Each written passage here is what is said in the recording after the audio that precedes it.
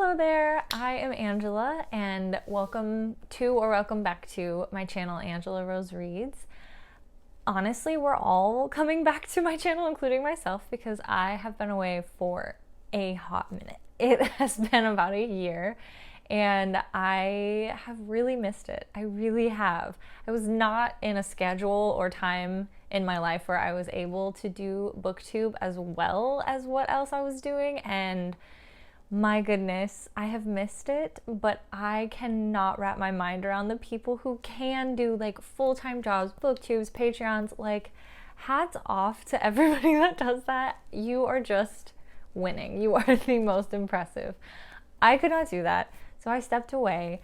But here I am again because now I am in a great spot that I can actually prioritize BookTube, and I am so excited to do so.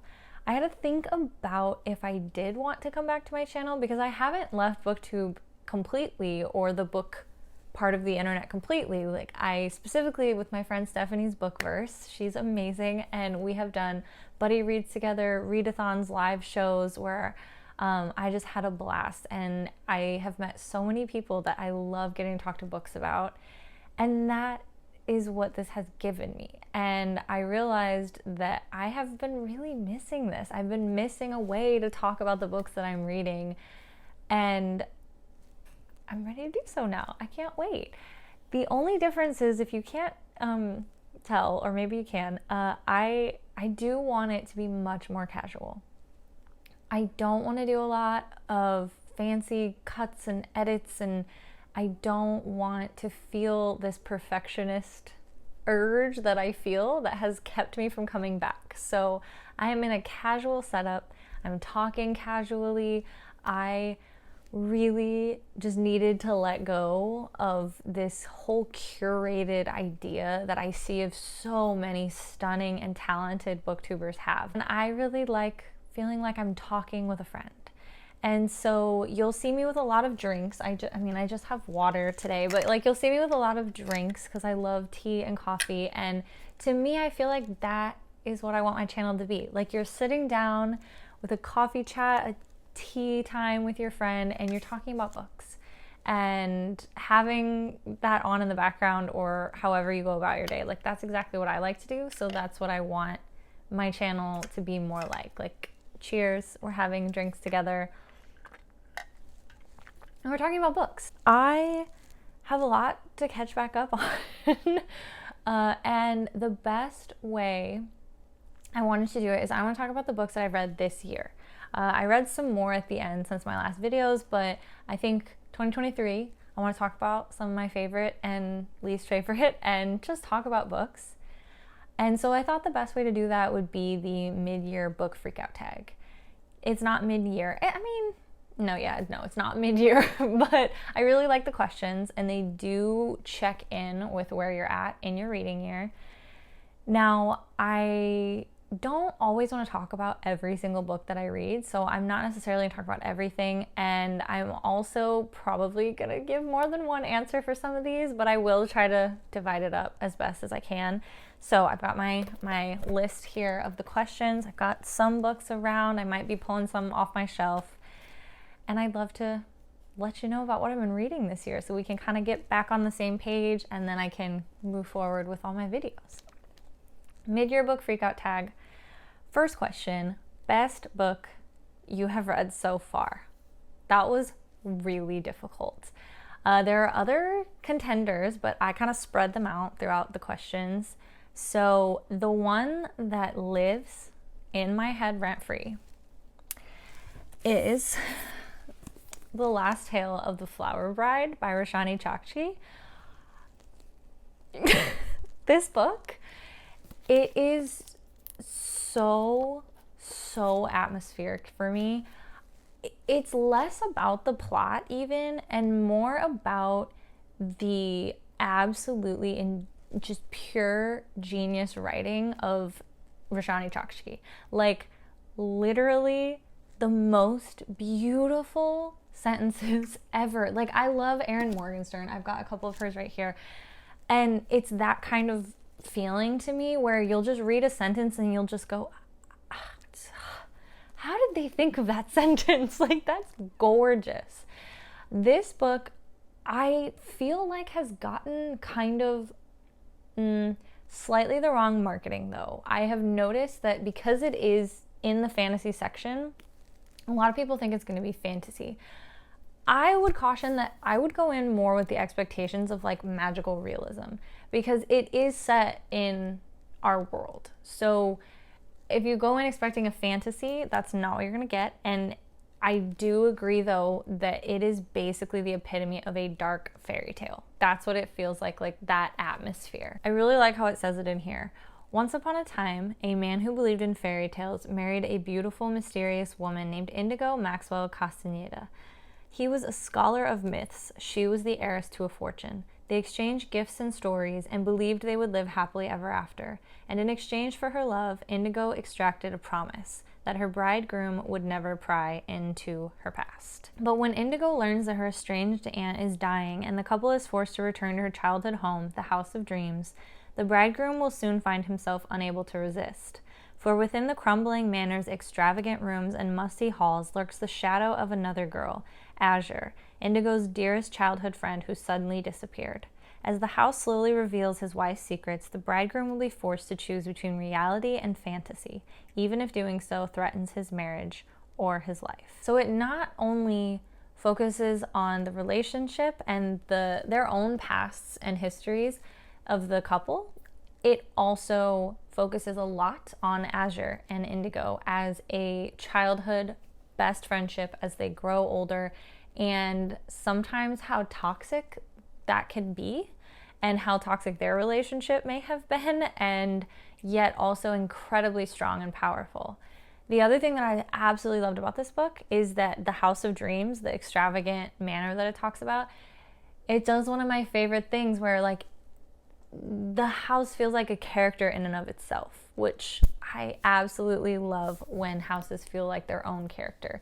So this book, it's described as a dark, just absolutely beautiful writing, absolutely magical to me. Like, honestly, dark fairy tale is absolutely how I feel about this book, and I cannot stop thinking about it. I'm already ready to read it again. Even though I read it right when it came out, I want to read it again. I just absolutely loved every second of it. Just wanted to eat it up. It was so good.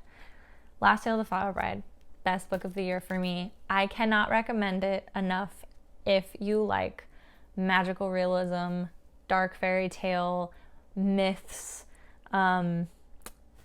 examining relationships too. And as he said, like, he has to choose. Does he want to keep this like fantasy that they talk about all the time, this world of like they're both so knowledgeable in all of these like folkloric stories, and they talk about it and they do stuff with it, and it's like, do they want to keep living in this fantasy, or does he need answers? Does he want answers? And then he also has his own answers to look into from his past. So it's absolutely cannot say enough about this book. Absolutely love it. Then question number 2, that's 4, 2 is the best sequel you have read so far. This one, I cannot speak highly enough of either. This is The Man Who Died Twice by Richard Osman. This book is the sequel to The Thursday Murder Club, which is a series. Thankfully, I don't want it to ever end. And I listened to this one on audio, and I have to say, audiobook. Well, for the first 2 books, go the audiobook route, because the narrator for the audiobooks 1 and 2 in this series, the voices that she does for all of these characters is so good. I listened to it on the way back and forth to work constantly, and like, it was just, I was cackling in my car. I just loved it endlessly. Now, they broke my heart because for the 3rd story, they have a different narrator for some reason. I don't know why. So now I'm going to go back to reading it physically, because like, I can't not have it be that person. Now I hear their voices in my head whenever I read this. The Thursday Murder Club, this is the sequel. The Thursday Murder Club is a, it's precious. This is a story about a bunch of people that are interested in solving crimes and cold cases, specifically at a retirement home in the UK.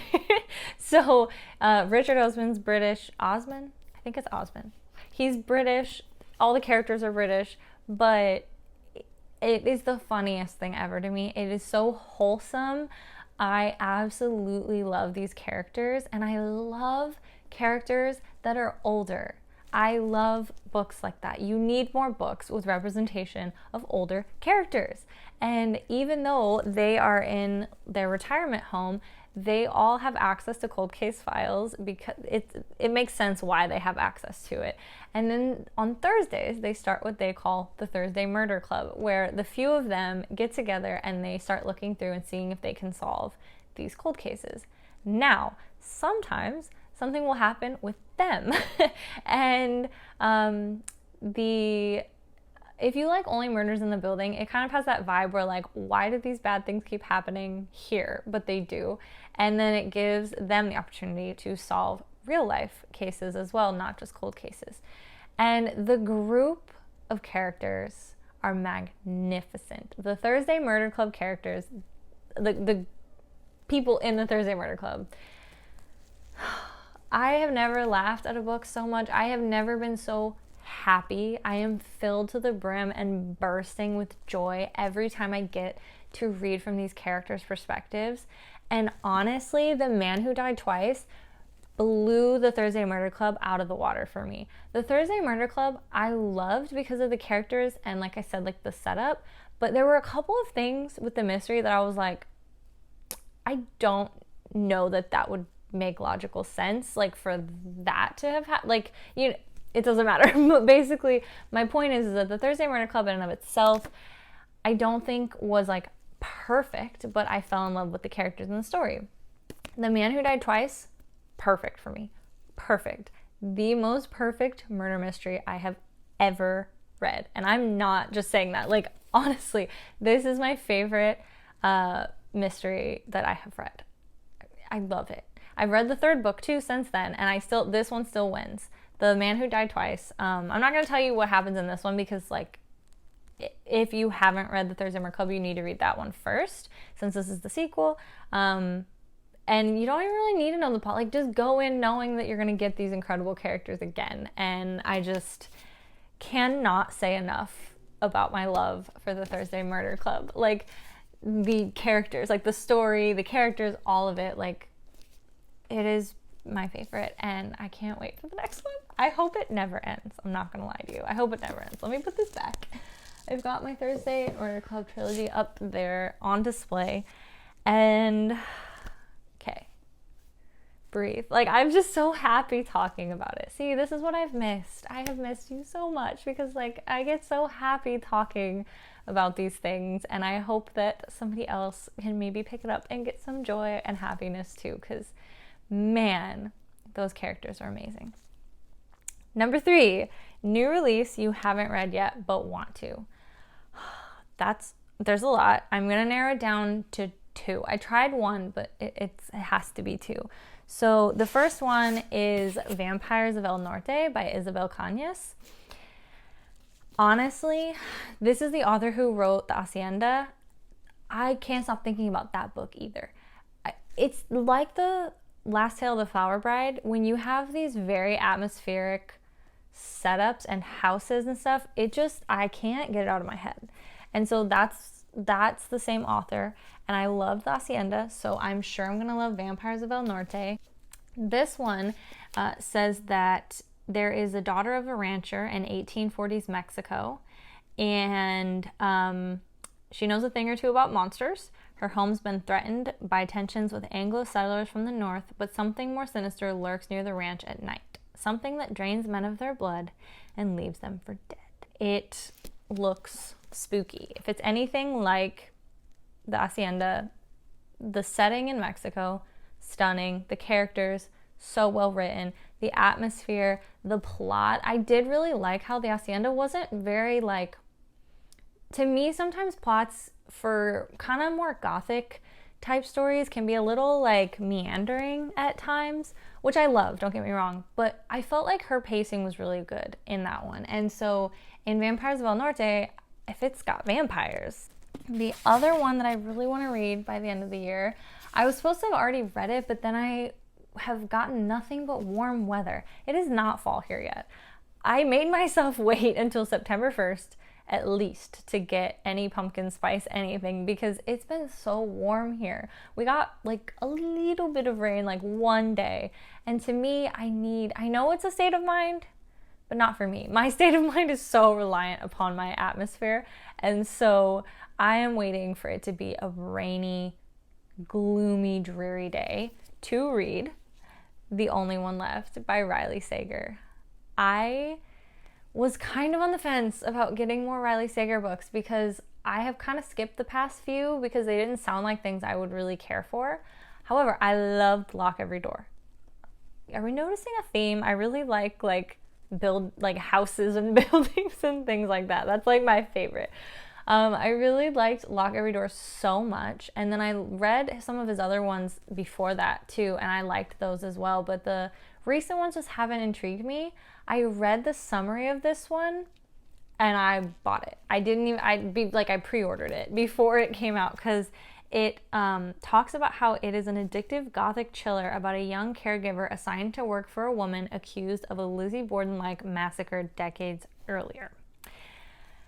And the setting looks like this kind of setting. And so I'm just like, I need a gloomy day to read this, and I feel like I'm just gonna fly through it. It just sounds so good. So that's another one I gotta read. Number 4 is most anticipated release for the second half of the year.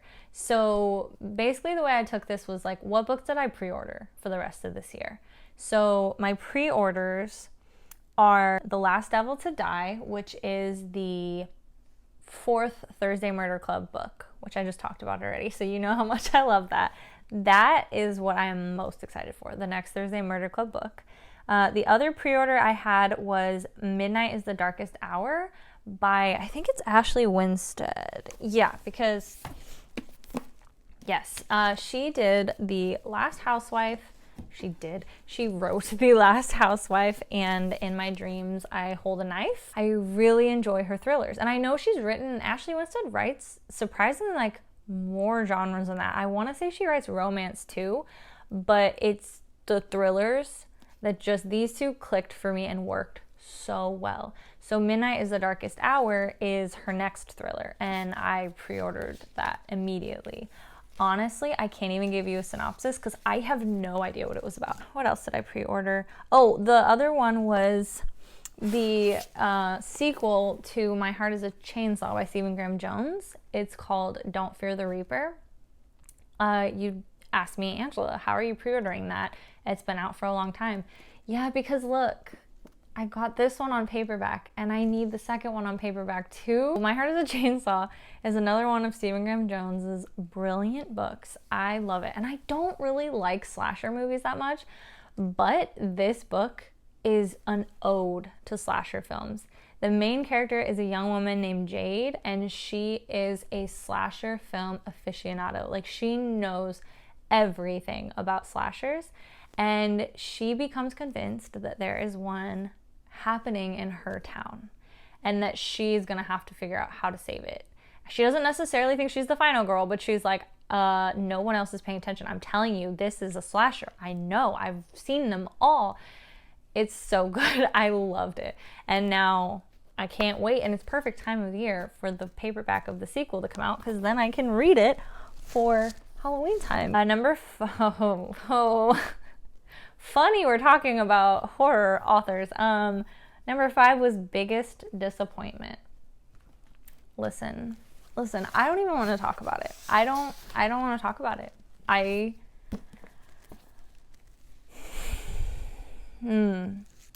House of Leaves by Mark Z. Danielewski. I read this. I read every page of this.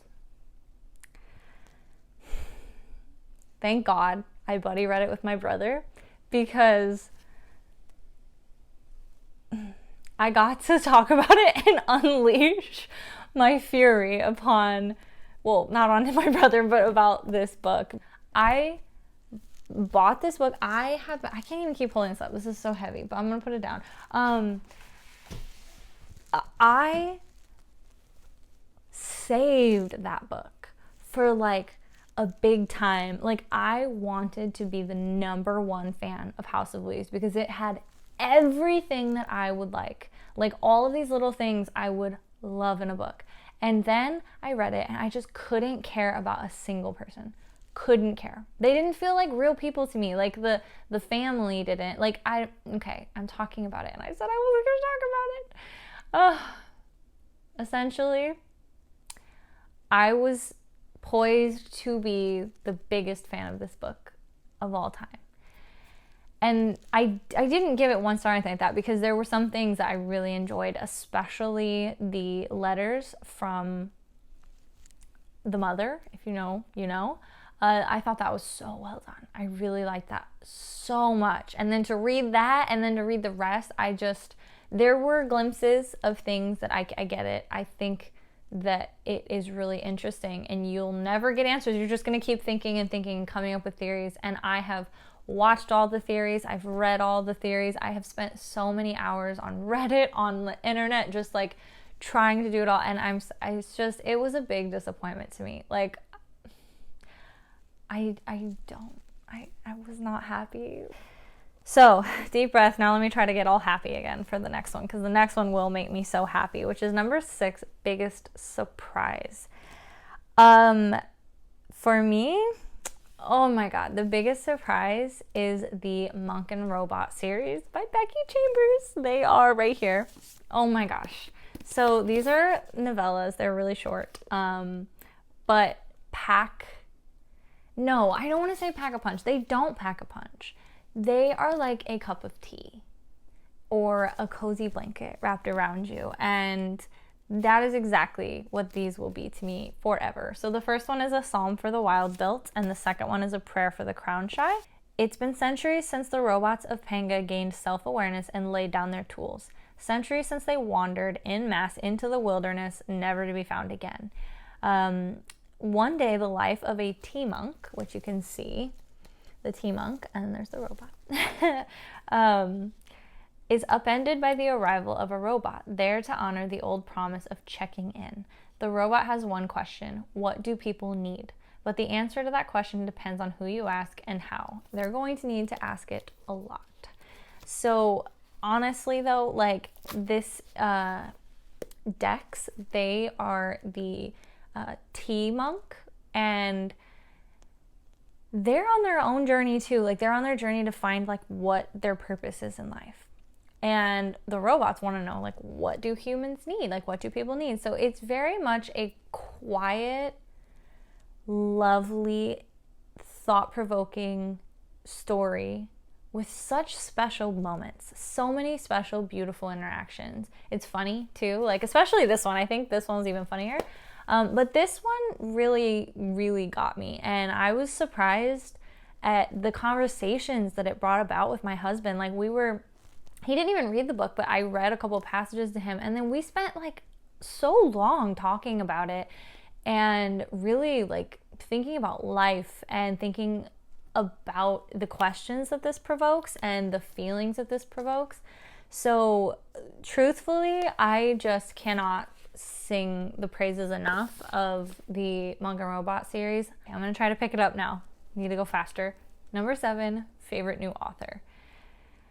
Honestly, I want to say Roshani Chokshi because of this, but I've only read this, so I can't say that. However, I think it's fair to say T. Kingfisher, because last year I had only read What Moves the Dead, and I was like, oh, I'm obsessed with this writing. So I went to the store, bought all of her books. Then this year, this book I had pre-ordered, A House with Good Bones, liked it a lot. And then Nettle and Bone is another one I read this year, loved it. So we have got 3 between 4 and 5 stars from this author. So I can successfully say, I can say that she has successfully taken the spot of my favorite new author. T. Kingfisher is the writing that I want. A little bit of comedy mixed in with these really interesting concepts, wonderful writing, bit of spooky elements to it. I can't wait to go through the rest of T. Kingfisher's books. I'm so excited. Then the next question is number 8, newest fictional crush. I mean, I don't really get crushes on fictional characters. However, I can say this book I did read this year, also loved it. This was a contender for best sequel, and that is Hellbent by Leigh Bardugo. Fictional crush, main 3 characters: Alex, Dawes, and Darlington. Those 3, amazing. Love them. Number 9, newest favorite character. So this one, I'm gonna pick multiple characters. I'm just gonna say that Nettle and Bone by T. Kingfisher had incredible characters. Like, come on, I could say the Thursday Murder Club characters, but also I just was so blown away by how fleshed out and unique these different characters were. Nettle and Bone is kind of like a fairy tale retelling about a young woman whose sister gets married off to a not great person, and her sister finds out and is determined to try to go rescue her. But in order to do so, she has to complete these impossible tasks. She has to go on this quest, on this journey, and the people that she meets along the way, especially the witches, oh my god, the characters are hilarious and so unique. Even the side characters, like the innkeeper and the people that you meet, like, I don't want to say where, but like there are so many great characters in Nettle and Bone. So I just have to like give a moment to give props to how well written and great this book was. Honestly, I think this is my favorite T. Kingfisher. I think I can say that. So far, Nettle and Bone, I loved it. And it's largely due not just to the really cool story, but the characters. They're great. Characters can make or break a story, and man, oh man, did those work for me. 10 is book that made you cry.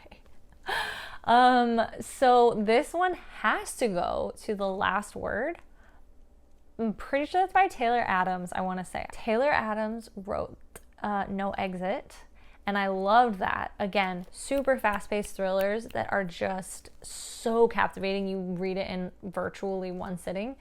The Last Word is a thriller about like basically like very generally the quick little one-line concept would be like you read a horror author's book and you gave it 1 star, and then they decide to take revenge on you and they're like, but then you're like, is it that person or who is, you know, like she starts to worry that that author that she gave 1 star to might be out to get her. And I'm not gonna say why I cried, but I will say that I was on an airplane and there was somebody sitting next to me, and they could very clearly see the tears dripping down my face to the point where I had to look at them and be like, I'm sorry, it's my book. I'm sorry, I can't not cry. And I was like doing the cry where like your little chin quivers and your mouth turned down. You're like the Florence Pugh, like it was. There was something in that just got me so badly that, yeah. So The Last Word made me cry on a plane. It was a little, I'm not embarrassed. Who are we kidding? A book made you have feelings. I'm not embarrassed. Number 11, a book that made you happy. So you can guess which ones made my face light up. I would say the Monk and Robot series. I would say the Thursday Murder Club. And then I'm also going to throw this one in there, Nothing to See Here by Kevin Wilson. This book made me so happy. Like, I loved how just like brash the writing was and the characters were, and it was just so blunt and honest, and I love that. Like, that's what I talked about in another video, Leave the World Behind by Rumaan Alam is like that as well, and I just really like that writing that's just like very blunt and honest and like doesn't pull punches and might be a little like impolite to some, but I really like it. It feels very real and honest. Nothing to See Here was just hilarious, and it made me happy to read that kind of writing. And the kids, like, so it's about these kids that spontaneously combust, literally, and this woman goes to be like their caregiver and like nanny, and trying to navigate that and trying to navigate like emotional and mental health and just these hilarious situations that happen. I just thought it was great. It made me happy to like experience the humor and the story and the kids and the nanny and all of it. I really recommend this book. It's so not what I ever expected it to be, so it was great. 12, most beautiful book you've bought so far this year. Okay, that I would give that to this one, but I actually like the other editions of this one as well. Like there's multiple editions that are gorgeous. So this is a contender. However, I also need to throw in there because I couldn't believe it what was under the dust jacket. Where are you? Here. The London Seance Society by Sarah Penner. So that is really pretty. Like, don't get me wrong, but it is very shiny and it's not like my favorite, but it is really pretty. However, take the dust jacket off. And first of all, what? Like, absolutely gorgeous on the inside. And then the cover, look at that smoke from the candles. It is so pretty and it wraps all the way around. You've got both on this side and this side, like the writing with the flowers and then the flowers with the candle and the candle smoke. Like, I don't even need this dust jacket. I love the inside. Last question, number 13. What books do you need to read? Okay, now this dust jacket's gonna be annoying. Let me just, it's mad that I said it wasn't as pretty as the inside, so it's fighting me. All right. What books do you need to read by the end of the year? Need to? Because there's so many I want to, so I'm going to go with like a need to. The Kingdom of Copper by S.A. Chakraborty, and then The Empire of Gold. It is the City of Brass series, or the Devabad series, and I just recently reread The City of Brass. It was amazing again, and now I will be working through the rest of the series and finishing it up, which I'm so excited about because it is so good. It is so complex, but very, very good. And whew, that was a long one. This was a lot of questions in this tag, and I have been away for so long and read so much that I just had a lot to share. So, I mean, if you're still here, I can't imagine you would be, but like thank you so much for spending time with me or just having me on in the background while you're doing something. I really look forward to talking about books and sharing all of our thoughts and love. And I hope that you take care in the meantime and read lots of great books.